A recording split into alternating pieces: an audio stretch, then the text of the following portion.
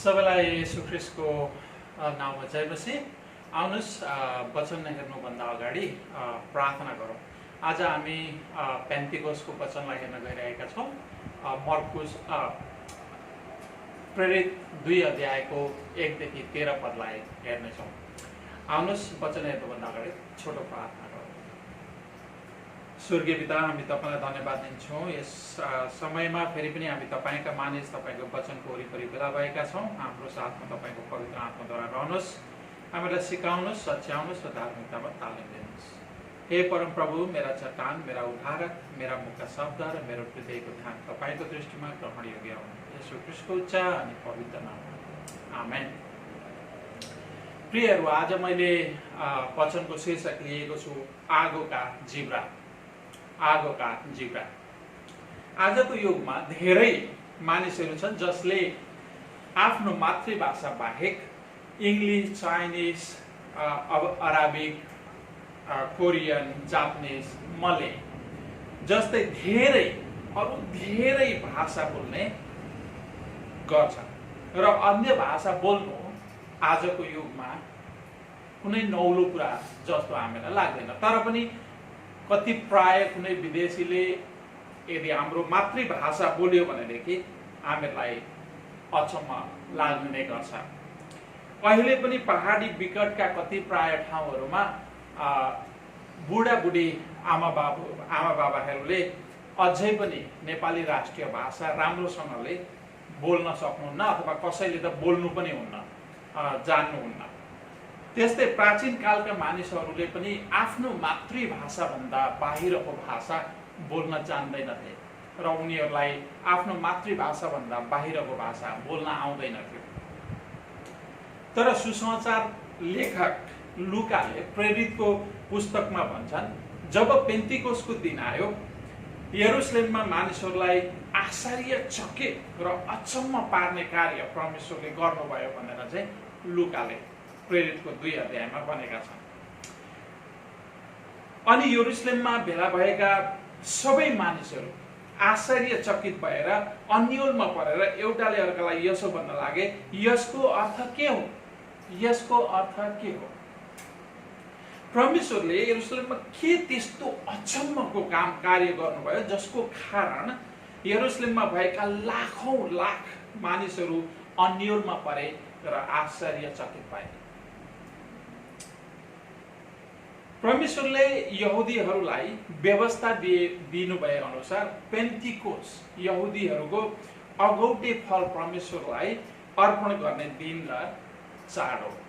तपाईहरुले लेवीको पुस्तकलाई हेर्न सक्नुहुन्छ। लेवी 23 अध्यायको 15 देखि 21 पदलाई तपाईहरुले पढ्न सक्नुहुन्छ। यो चाड निस्तर चाडको ठीक 50औं दिनमा यहुदीहरूले यरुशलेममा मनाउने गर्दथे। पेन्टिकोसको चाड निस्तर चाड मनाउन यहुदीहरू विभिन्न ठाउँबाट अथवा इस्रायलको सम्पूर्ण सबै इस्रायलीहरू चाहिँ यरुशलेममा भेला हुने गर्दथे निस्तर चाड मनाउनको लागि। अनि त्यहाँबाट पेन्टिकोसको चाड निस्तर चाडको समयमा उनीहरू भेला भएर निस्तर चाड मनाएर 50 दिनसम्म पर्खेर अनि पेन्टिकोसको चाड मनाएर उनीहरू आफ्नो गाउँ आफ्नो सहर फर्कने चलन थियो। तर प्रेरित 2 अध्यायको 5 पदलाई हेर्नुहोस्। 2 अध्यायको 5 पद अनुसार स्वर्गीय मुनि भएको हरेक देशबाट भनेर भनिएको छ। स्वर्गीय मुनि भएको हरेक देशबाट, अर्थात् यसको मतलब यो होइन कि नेपाल, इन्डिया, चाइना भन्न खोजेको होइन। तर हामीले 9 पददेखि 11 पदमा हेर्यौँ भनेदेखि त्यहाँ 15वटा ठाउँहरूका मानिसहरू हामीले पाउँदछौँ। र त्यहाँ चाहिँ त्यो 15वटा ठाउँबाट चाहिँ ईश्वर भक्त यहुदीहरू र यहुदी धर्म मान्ने अन्य जातिहरू त्यस बेला यरुशलेममा बसेका थिए। केवल इस्रायल देशबाट मात्र होइन, 9 र 11 पदमा हामीले हेर्यौँ भनेदेखि हरेक देशबाट अथवा पूर्व, पश्चिम, उत्तर, दक्षिणदेखिका ईश्वर भक्त यहुदीहरू सबै यरुशलेममा भेला भएका थिए। प्रियहरू, 2000 वर्ष अगाडि लगभग यरुशलेममा 50,000 मानिसहरू बसोबास गर्ने गर्थे भनेदेखि पेन्टिकोसको अथवा निस्तर चाडदेखि पेन्टिकोसको समयमा चाहिँ तपाईको लगभग लाख भन्दा बढी मानिसहरू त्यहाँनिर हुने गर्दथे।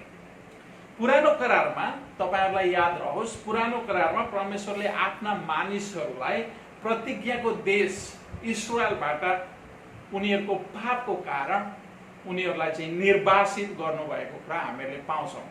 जब परमेश्वरले उनीहरूलाई असुरको देश अथवा असुरको देश पछाडि चाहिँ बेबिलोनलाई पठाएर जब उहाँले चाहिँ आफ्ना मानिसहरूलाई निर्वासित गराउनु भयो, त्यस समयदेखि यहुदी ईश्वर भक्त यहुदीहरू 9 देखि 11 पदका ठाउँहरूमा विभिन्न देशहरूमा छरपष्ट भएका थिए, किनकि परमेश्वरले केवल केही थोरै मात्रामा मात्रै मानिसहरू प्रतिज्ञाको देशमा ल्याउनु भएको थियो र अरू मानिसहरू चाहिँ जताततै तितर बितर भएर यो 15वटा ठाउँमा चाहिँ तितर बितर भएर बसेको हामी पाउँदछौँ। तर पनि उनीहरू प्रत्येक वर्ष यहुदीहरू ईश्वर भक्त यहुदीहरू प्रत्येक वर्ष यी 15वटा ठाउँहरूबाट चाहिँ यरुशलेममा निस्तार चाडदेखि लिएर पेन्तिकुसको चाड मनाउनसम्म आउने गर्दथे। यसकारण जब निस्तार चाड सकिएर पेन्तिकुसको दिन आयो, एक पदमा हामीले पाउँछौँ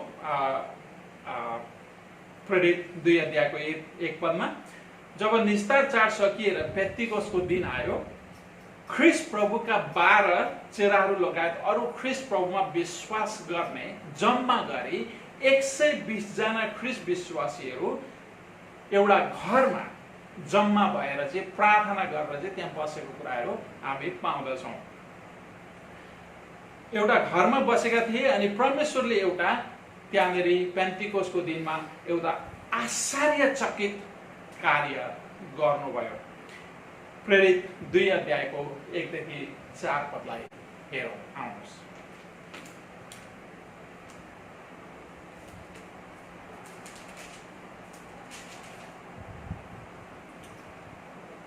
जब पेन्तिकोसको दिन आयो, तिनीहरू सबै एकै ठाउँमा भेला भएका थिए अनि स्वर्गबाट अचानक ठुलो बतासको झोका जस्तै एउटा आवाज आयो र तिनीहरू बसेको पुरा घरै भरिदियो।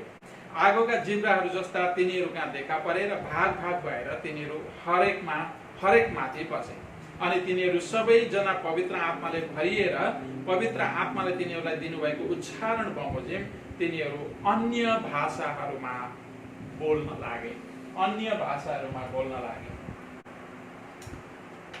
विभिन्न देशबाट आएका ईश्वर भक्त यहुदीहरूलाई आश्चर्यचकित र अन्योन्य पार्ने कार्य के थियो त भन्दा गालिली बासिन्दा ख्रीष्ट प्रभुका चेलाहरू लगायत अथवा जम्मा गरेर 120 जना जो आफ्नो मातृभाषा मात्रै उनीहरूले बोल्थे, उनीहरू पेन्तिकोसको दिन पवित्र आत्माले तिनीहरूलाई दिनुभएको उच्चारण बमोजिम तिनीहरू अन्य भाषामा बोल्न लागे अथवा त्यहाँनिर 15वटा ठाउँका भाषाहरूमा उनीहरू बोल्न लागे। 2 अध्यायको 5 देखि 12 पदसम्म हामीले पाउँछौँ हैन।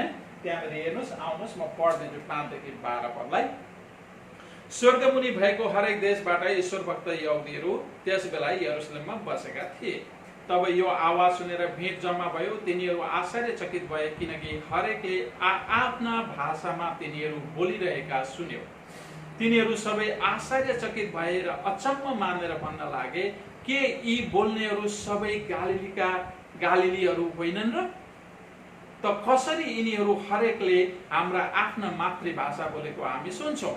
हामीहरू यहाँ पार्थीहरू, मादीहरू र एलामीहरू र मेसोपोटामियाका, यहुदियाका, कापाडोकियाका, पोन्टोस र एसियाका बासिन्दाहरू छौँ अनि फिग्रिया, पाम्फिलिया, मिश्र र कुरेनीमा पर्ने लिबियाका कतिपय क्षेत्रहरू र रोमबाट आएका यहुदीहरू र यहुदी मत मान्नेहरू दुवै छौँ। क्रेटका बासिन्दाहरू र अराबीहरू पनि छौँ अनि हामी आफ्ना भाषामा परमेश्वरका महान कार्यको चर्चा तिनीहरूले गरेका सुन्दछौँ।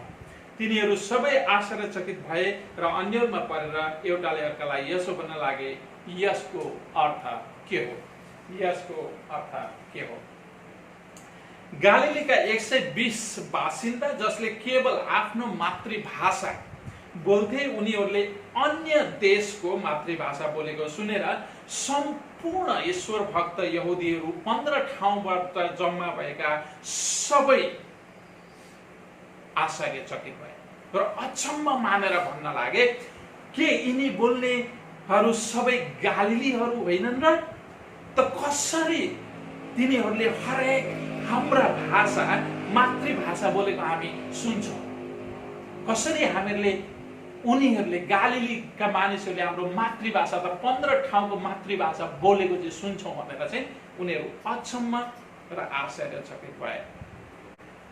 कसरी ख्रिस्टका चेलाहरू र ख्रिस्टमा विश्वास गर्ने 120 जना मानिसहरूले हरेकले अन्य मातृभाषा बोलेर कसरी बोले त? कसरी यो भयो? एउटा केवल आफ्नो मातृभाषा जान्ने मात्रै मानिसहरूले कसरी बोल्न सके त 15वटा ठाउँका भाषाहरू, अन्य भाषाहरू? यसको अर्थ के हो? यसको अर्थ के हो? प्रियहरू, आजको प्रेरित पाठकहरूलाई कसरी ख्रिस्टका चेलाहरूले अन्य भाषा 15 ठाउँका अन्य भाषाहरू बोले भनेर बुझ्न गाह्रो छैन, किनकि उत्तर बाइबलमै पाइन्छ। तर तत्कालीन मानिसहरू, त्यतिखेरका मानिसहरूलाई भने कुनै पनि विदेशीले अन्य भाषा बोल्नु साँच्चै नै आश्चर्यचकित हुने कुरा थियो, साँच्चै नै। यसकारण तिनीहरू सबै, यहाँनिर हेर्नुहोस्, उनीहरूले भने तिनीहरू सबै आश्चर्यचकित भए र अन्यलमा परेर एउटाले अर्कालाई यसो भन्न लागे, यसको अर्थ के हो? यसको पहिलो अर्थ सजिलो छ। परमेश्वरले योएलको 2 अध्यायमा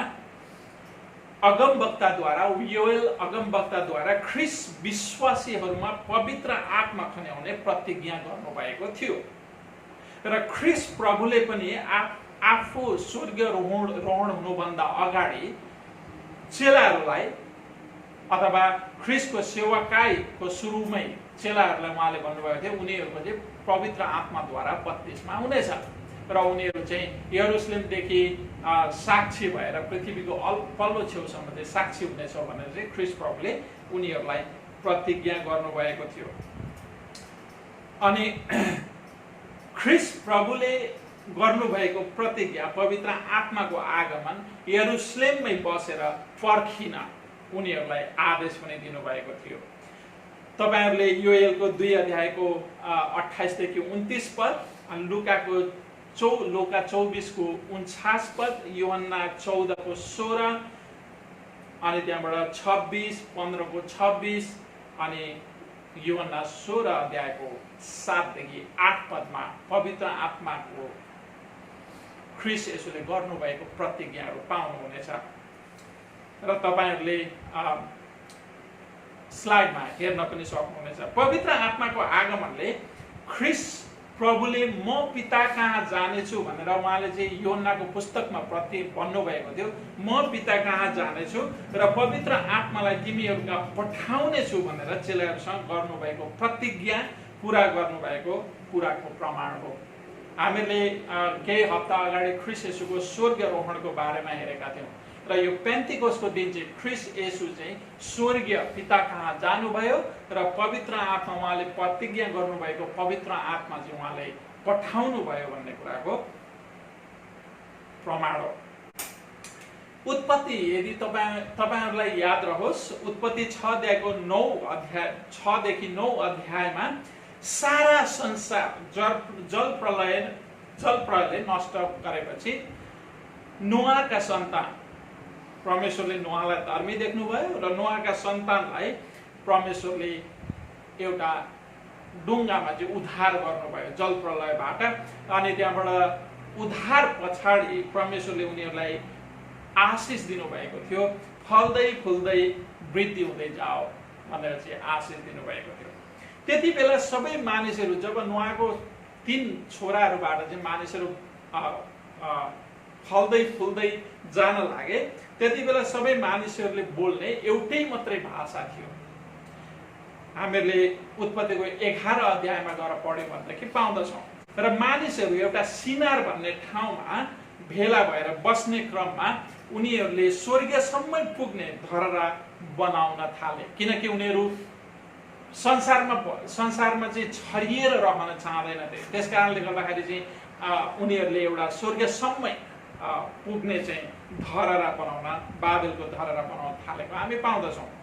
बाबेलको धरहरा बनाउने मानिसहरू आफ्नो नाम राख्न चाहन्थे। वास्तवमा धरहरा बनाएर आफू प्रशंसित हुन चाहन्थे र फल्दै फुल्दै वृद्धि हुँदै संसारमा भरिँदै जाओ भनेर परमेश्वरले गर्नुभएको आज्ञा विपरीत एउटै ठाउँ सिनारमा बसेर चाहिँ त्यहीँनेरि सबै जम्मा सिनारमै बसेर चाहिँ उनीहरू त्यहीँ बस्न चाहन्थे।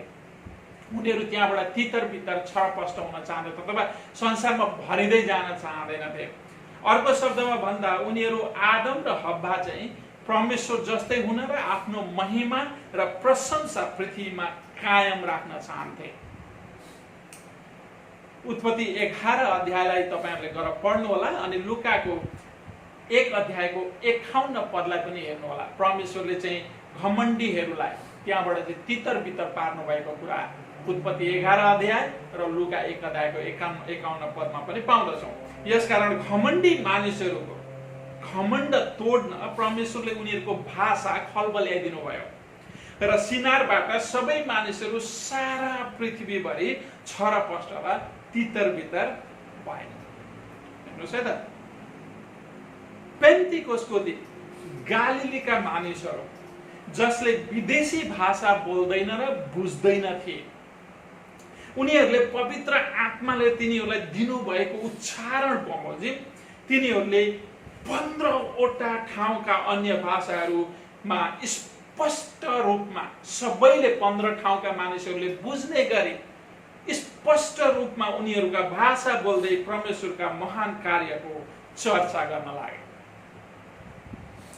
गालिलीका 120 जनाले परमेश्वरका महान कार्यको चर्चा 15 अन्य भाषामा गरेको सुनेर पेन्टिकोस्ट चाड मनाउन भेला भएका 15 ठाउँका मानिसहरू सबै आश्चर्यचकित भए र अन्यलमा परेर एउटाले अर्कालाई यसो भन्न लागे, यसको अर्थ के हो? यसको अर्थ के हो? अघि नै मैले भने जस्तो अर्थ सजिलो छ। दोस्रो अर्थ, पेन्टिकोस्टको दोस्रो अर्थ, परमेश्वरले बाबेलको धरहरा निर्माण गर्ने घमण्डी मानिसहरूलाई उनीहरूको भाषा खलबल्याएर संसारभरि छरपष्ट पार्नु भएको थियो।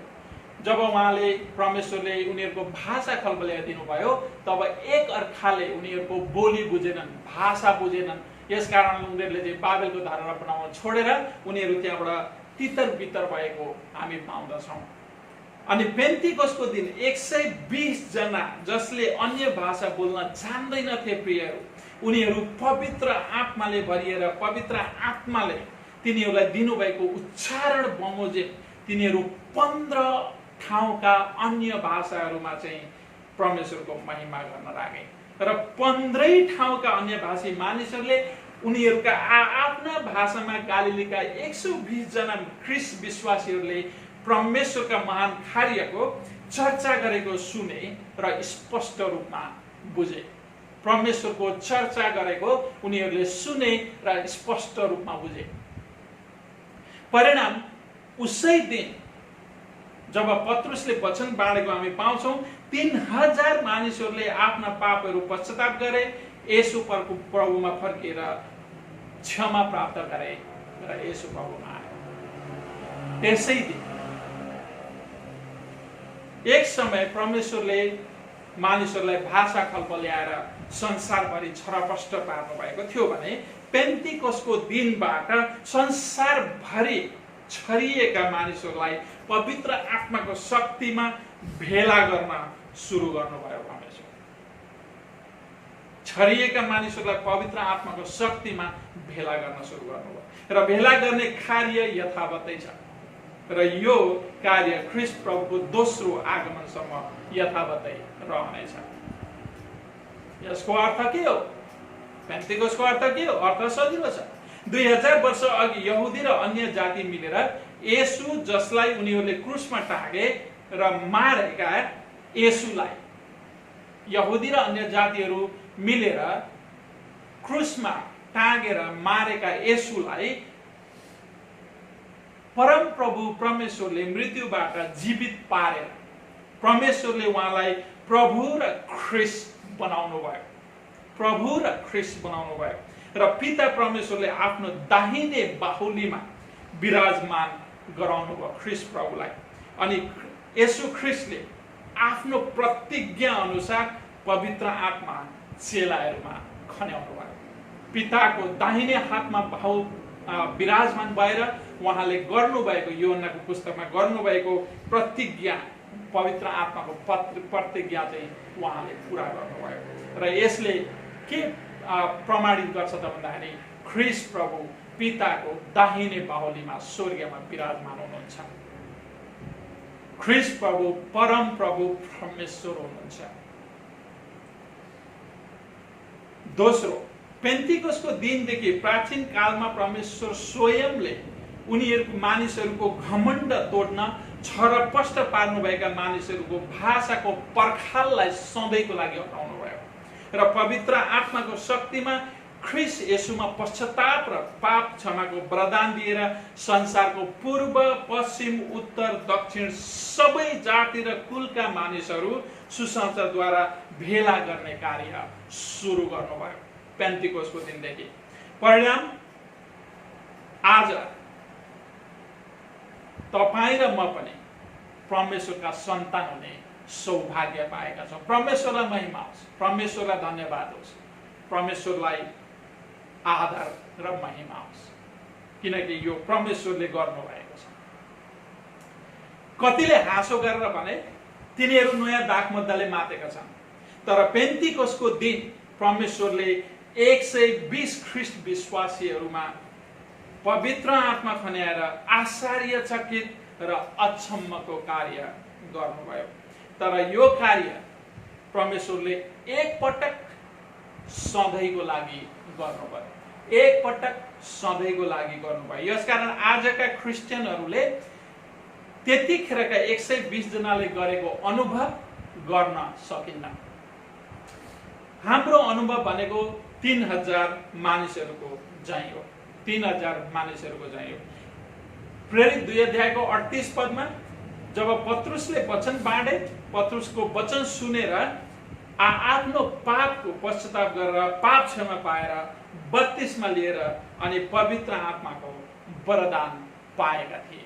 3000 मानिसहरूले पवित्र आत्माको वरदान पाएका थिए। पेन्टिकोसको दिन 3000 मानिसहरू जो ख्रीष्टमा फर्केर उनीहरूले 120 जनाले गरेको अनुभवको बारेमा कुनै उल्लेख लुकाले गरेका छैन। उनीहरूले पवित्र आत्माको वरदान पाए मात्रै भनिएको छ। तर 120 जनाले जसरी अन्य भाषा बोले अथवा जसरी 120 जनामा चाहिँ एउटा आगोको जिब्रो जस्तो भएर पवित्र आत्मा आएर चाहिँ बास गर्नुभयो, त्यो फेरि दोहोरिएको हामीहरू 3000 मानिसमा दोहोरिएको कुरा हामी पाउँदैनौँ। किनकि कुनै पनि व्यक्तिले ख्रीष्टमा तब मात्र विश्वास गर्छ जब पवित्र आत्माले उसको पाप देखाइदिनुहुन्छ, सत्य र परमेश्वरको न्याय बारे उसलाई ज्ञान दिनुहुन्छ, अनि मात्र मानिसले आफ्नो पापको पश्चाताप गरेर ख्रीष्टमा विश्वास गर्छ र आफ्नो पापको क्षमा प्राप्त गर्दछ। त्यसैले कुनै पनि व्यक्ति जुन दिन क्रिस्चियन हुन्छ त्यो दिनदेखि नै पवित्र आत्माको वरदान त्यो क्रिस्चियनले पाएको हुन्छ। र पवित्र आत्मा क्रिस्चियनहरूको जीवनमा उनीहरूले पूर्ण उद्धार नपाएसम्म उहाँ क्रिस्चियनहरूमा बास गर्नुहुन्छ र उहाँ उनीहरूमा रहनुहुन्छ भनेर यूहन्नाको पुस्तकमा लेखिएको छ। यसकारण प्रत्येक क्रिस्चियन पवित्र आत्माले भरिएको मानिस हो। जुन दिन ख्रीष्टमा उनीहरू फर्किन्छन् त्यो दिन पवित्र आत्माको वरदानद्वारा नै उनीहरू ख्रीष्टमा फर्किएका हुन्छन् र त्यो दिनदेखि नै उनीहरू पवित्र आत्मामा भरिएका हुन्छन्। यसकारण क्रिस्चियनहरूले पवित्र आत्मामा भरिएको कुरामा आनन्दित र हर्षित हुनुपर्छ, किनकि प्रत्येक क्रिस्चियनको पाप क्षमा भएको छ र प्रत्येक क्रिस्चियनलाई परमेश्वरले शक्तिशाली पवित्र आत्माले भर्नु भएको छ भनेर चाहिँ यूहन्ना 14 अध्यायको 17 पदमा हेर्न सक्नुहुन्छ। उहाँ तिमीहरूसँग बास गर्नुहुन्छ र उहाँ तिमीहरूमा रहनुहुन्छ भनेर ख्रीष्ट प्रभुले चेलाहरूलाई प्रतिज्ञा गर्नुभएको थियो। प्रियहरू, परमेश्वरले शक्तिशाली पवित्र आत्मा क्रिस्चियनहरूमा बास गर्न र रहन किन खन्याउनु भयो त? पेन्टिकोस्टको दिन जब पवित्र आत्मा आगोको रूपमा आएर 120 जनामा बस्नुभयो, उनीहरूले परमेश्वरको आश्चर्य कर्मको चर्चा गरेको हामी पाउँदछौँ र पवित्र आत्माको शक्तिमा भरिएर पत्रुसले ख्रीष्टको सुसमाचार प्रचार गरेको पाउँदछौँ। जब पवित्र आत्मा आउनुभयो, चेला पत्रुस उठेर चाहिँ 120 जनाले पहिले परमेश्वरको महान कार्यको चर्चा गरे, आश्चर्य कर्मको चर्चा गरे र दोस्रो पत्रुस उठेर त्यहाँनिर सुसमाचार प्रचार गरेको हामी पाउँदछौँ। परमेश्वरले क्रिस्चियनहरूलाई शक्तिशाली पवित्र आत्माले ख्रीष्टको सुसमाचार प्रचार गर्न भर्नु भएको। त्यसैले क्रिस्चियनहरूले चुप लागेर बस्न मिल्दैन प्रियहरू, किनकि पवित्र आत्माको धेरै फलहरू मध्येको एउटा फल ख्रीष्टको सुसमाचार प्रचार हो। ख्रीष्टको सुसमाचार प्रचार हो। क्रिस्चियनिटी भनेको क्रिस्चियन र पिता परमेश्वर, पुत्र परमेश्वर र पवित्र आत्मा परमेश्वरसँगको अटुट सम्बन्ध हो। अटुट सम्बन्ध हो। पवित्र आत्माले चाहिँ हामीलाई, प्रत्येक क्रिस्चियनलाई चाहिँ पिता परमेश्वर, पुत्र परमेश्वर र स्वयं पवित्र आत्मा परमेश्वरसँग जोडेको हुनुहुन्छ। अटुट सम्बन्ध हामीहरूको बनिएको छ। प्रत्येक क्रिस्चियन पवित्र आत्माद्वारा परमेश्वरसँग गाँसिएको छ। परमेश्वरसँग गाँसिएको क्रिस्चियनको लागि सुसमाचार प्रचार सबैभन्दा पहिलो र महत्त्वपूर्ण प्राथमिकताको कुरा हो। परमेश्वरसँग गाँसिएको क्रिस्चियनले हर पल, चाहे रुममा, घरमा होस्, काममा होस्, बाटो हिँड्दाखेरि होस् या फोनमा कुनै साथीहरूसँग कुरा गर्दाखेरि होस्, सुसमाचार प्रचार उसको पहिलो प्राथमिकता हुन्छ। उसले हर पल यही सोचिरहेको हुन्छ कि म कसरी ख्रीष्टको सुसमाचार सुनाऊ, मैले कसरी मेरो साथीलाई ख्रीष्टको सुसमाचार सुनाऊ, कसरी मेरो आफ्ना आफन्तलाई ख्रीष्टको सुसमाचार सुनाऊ, कसरी मेरा परिवारका सदस्यहरूलाई ख्रीष्टको सुसमाचार सुनाऊ। उसले हर पल ख्रीष्टको सुसमाचार बोकेर हिँडेको हुन्छ र हर पल ख्रीष्टको सुसमाचार सुनाउने मौकालाई खोजेको हुन्छ। प्रियहरू, तपाईहरू सबै पवित्र आत्माले भरिएको मानिसहरू हुनुहुन्छ। तपाईमा पवित्र आत्मा बस्नुहुन्छ र बस्नुभएछ। पवित्र आत्मा तपाईमा बास गर्नुहुन्छ र तपाईको पूर्ण उद्धार नभएसम्म, एफिसीको किताबमा भने चाहिँ तपाईँ र मेरो पूर्ण उद्धार नभएसम्म सदैव तपाईँ र ममा एउटा छाप भएर पवित्र आत्मा परमेश्वर बस्नुहुन्छ। अब प्रश्न यो हो प्रियहरू, म तपाईहरूलाई केही प्रश्न छोडेर जाउँ आजको लागि। तपाईहरू आफैले गहिरो रूपमा सोच्नु होला। तपाईँ पवित्र आत्माभित्र बास गर्नुहुन्छ भन्ने कुरामा सचेत हुनुहुन्छ? तपाईमा पवित्र आत्मा तपाईभित्र बास गर्नुहुन्छ भन्ने कुरामा सचेत हुनुहुन्छ? तपाईले भरिपूर्ण रूपमा आत्मनिर्भरताका साथ पवित्र आत्मालाई आफ्नो जीवनमा र आफूभित्र शक्तिशाली रूपमा काम गर्न दिनुभएको छ?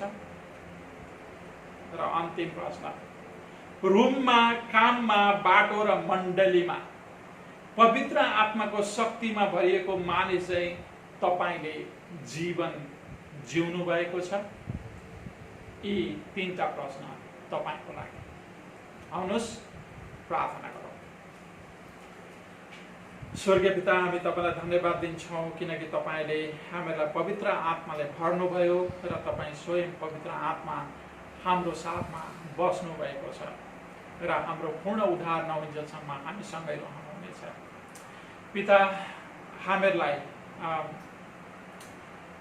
तपाईको सुसमाचार प्रचार गर्ने हृदय दिनुहोस्, तपाईको सुसमाचार सुनाउने हृदय दिनुहोस् र तपाईको जसरी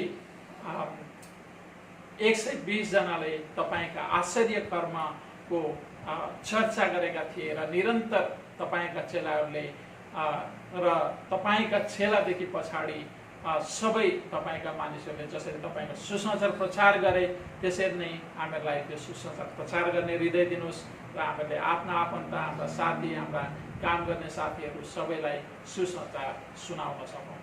तपाईँको महिमाको निम्ति हामीलाई प्रयोग गर्नुहोस्, हामीलाई तपाईँको सुसमाचार सुनाउन अग्रसर गर्नुहोस्।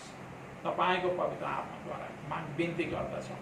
तपाईँलाई धन्यवाद छ। सबै कुराबाट तपाईँ महिमा लिनुहोस्। यसो ख्रीष्टको उच्च अनि पवित्र नाममा आमेन।